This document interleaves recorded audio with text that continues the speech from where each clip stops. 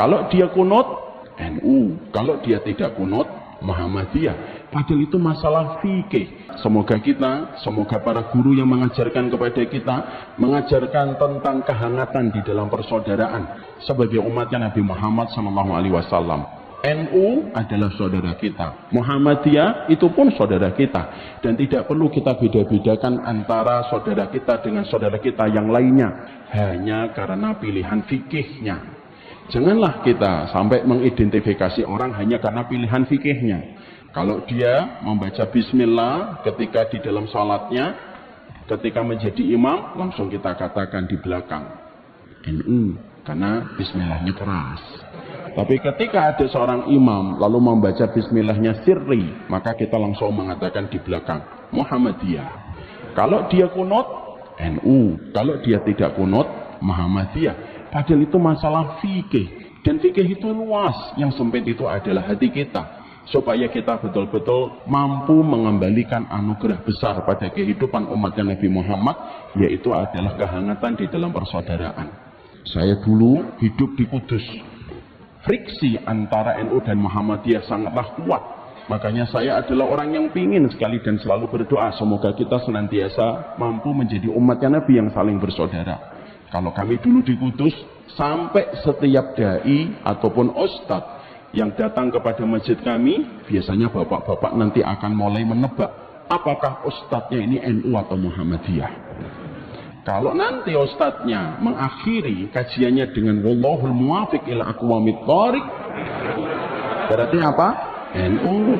Tadi antum wallah muwafiq ya Ustaz? Enggak.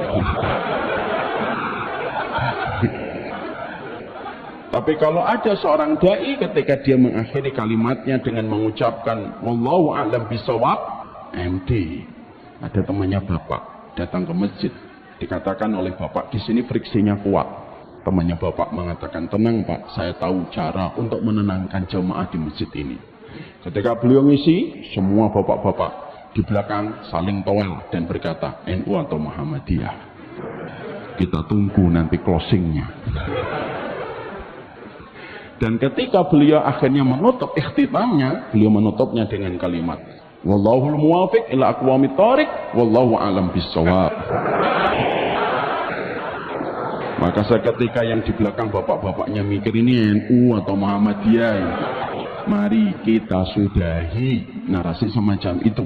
Sesungguhnya siapapun yang kunut saudara kita, siapapun yang tidak kunut itu pun saudara kita. Itu hanya masalah fikih. Fikih itu luas, yang sempit itu adalah hati kita.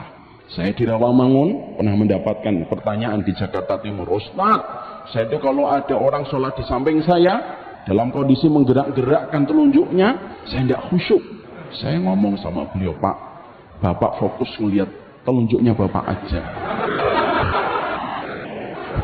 Dan Bapak tidak usah melihat telunjuknya beliau. Dan beliau terdiam seketika. Inilah yang menjadikan saya, karena ini merupakan kajian perdana saya bersama dengan Ustadz Rifki. Saya berdoa semoga Masjid Namira adalah masjid yang mempersatukan di antara umatnya Nabi Muhammad SAW.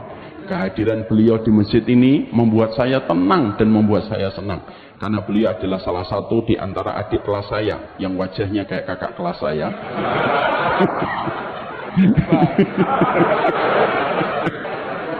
Yang insya Allah punya komitmen untuk menjaga persaudaraan.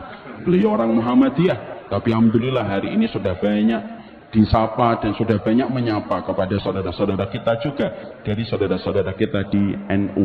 Dan ini merupakan kabar gembira yang tentunya selalu kita syukuri.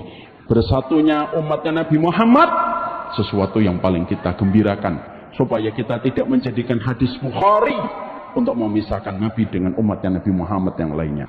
Jangan menjadikan hadis Muslim hanya untuk menjadikan kita berpisah dengan saudara kita yang lainnya. Dan itulah yang kita harapkan. Dan semoga Allah memberikan kehangatan kita di dalam persaudaraan. Alhamdulillah, kita baru muda ini. Alhamdulillah, tentunya kita bersyukur sama Allah atas seluruh kenikmatan yang Allah berikan kepada kita. Semoga kita menjadi hamba yang senantiasa bersyukur. Intinya kehidupan itu ada tiga, sebagaimana dikatakan Imam Ibnu Qayyim di dalam kitab Miftah dari Sa'adah. Syukurnya tanpa syarat, sabarnya tanpa tepi, dan ridhonya tanpa batas. Kita memberikan 3 perkara itu terus-menerus di dalam perjalanan kehidupan kita. Inna fil jannati la manzilatun la tunalu illa bisabri wasyukri warridha. Sesungguhnya di surga ada derajat yang tidak akan pernah kita masuki. Setiap derajat di surga itu sampai kita memberikan 3 perkara. Ridhomu tanpa batas, ridhomu tanpa batas, syukurmu tanpa syarat, dan sabarmu tanpa tepi. Dan itu kita terus berikan di dalam perjalanan hidup kita. Kita terkadang di dalam perjalanan hidup, maka sesungguhnya terkadang kita memberikan 3 perkara itu terus menerus dalam satu momen kehidupan. Kadang-kadang seorang suami melihat istrinya, dia bersyukur. Tapi suami ketika melihat rekeningnya, dia bersabar. Dan terkadang ketika menjumpai perjalanan hidupnya, maka sesungguhnya dia ridho untuk menata kehidupan. Tapi itulah yang terus kita berikan di dalam kehidupan kita. Bapak dan Ibu, kalau kita bersyukur, maka kita selalu ingat dengan satu ayat yang sering kita lafadzkan dan sering sekali kita jumpai dan kita dengarkan. La in syakartum la azidannakum. Kalimat ini atau ayat ini sangatlah terkenal, tapi terkadang kita sering salah menafsirkannya dan memaknainya. Kalau kita betul-betul bersyukur, maka sesungguhnya kalau kita bersyukur itu bukan berarti kalau kamu bersyukur dari 1 menjadi 2. Kalau motormu 1 kamu syukuri, maka menjadi motornya 2. Kalau mobilmu 1, kalau kamu syukuri, mobilmu menjadi 2. Kalau istrimu 1 kamu syukuri, maka menjadi 2. Salah. Bukan itu artinya la in syakartum la azidannakum. Tapi kita menjumpai bahwasanya ahli tafsir itu mengatakan kata la azidannakum itu artinya siapapun yang dia bersyukur, Allah panjangkan bahagianya pada satu karunia yang sudah dia peroleh, walaupun karunia itu sudah lama dia dapatkan dan sudah lama dia peroleh. Orang kalau punya mobil, pertama kali punya mobil pasti senang, karena secara normal dan fitrah orang itu pasti senang ketika mendapatkan kenikmatan mobil. Tapi maaf, apakah setelah 10 tahun dia melihat mobil itu masih tetap senang? Belum tentu, Pak.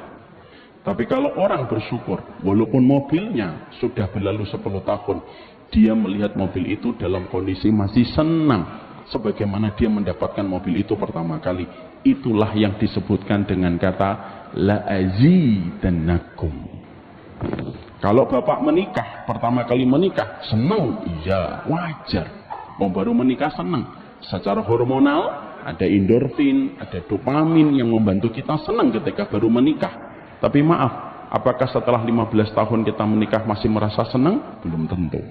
Tapi siapapun yang setelah 20 tahun dia menikah, dan dia tetap merasakan bahagia sama pertama kali ketika dulu pertama kali menikahi wanita itu, itulah yang dimaksudkan dengan kata la azidannakum. Itulah yang menjadikan kita paham. Makanya kalau kita mendapati, Pak, orang sudah bersyukur, tenang dalam hidupnya. Tetangganya beli mobil listrik, dia tenang, karena dia pasti membeli setrika listrik. Sehingga akhirnya dalam perjalanan hidupnya dia merasakan ketenangan dan kelapangan di dalam perjalanan yang dia lewati. Inilah yang menjadikan akhirnya kita memahami, bukan bahagia yang menjadikan kita bersyukur, tetapi bersyukurlah kita pasti dibahagiakan. Dan orang yang beriman adalah mereka yang tidak pernah kehabisan alasan untuk bersyukur kepada Allah. Semoga kita menjadi hamba yang bersyukur kepada Allah Subhanahu wa ta'ala.